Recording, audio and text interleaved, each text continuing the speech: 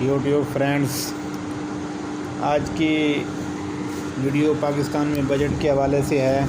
تو اس میں سب سے پہلے میں آپ کو بتاتا چلوں کہ ایڈھاک ریلیف الاؤنس کے بارے میں اور باقی کافی اس طرح کے آپشنز IMF کو دیے گئے ہیں، اور اسی طرح آپ کو اس چیز کا بھی پتہ ہونا چاہیے کہ سیکٹریٹ ملازمین کے احتجاج بھی جاری ہے۔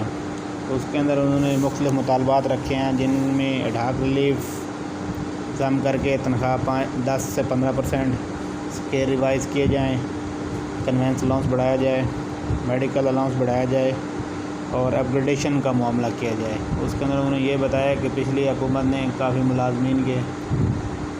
کچھ ملازمین کی تنخواہیں بڑھائی تھی اور کچھ کی نہیں بڑھائی تھی۔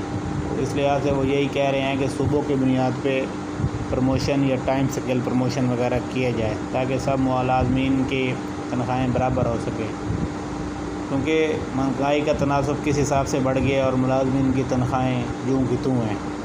لیکن جو امید ہے اس کے اندر یہی ہے کہ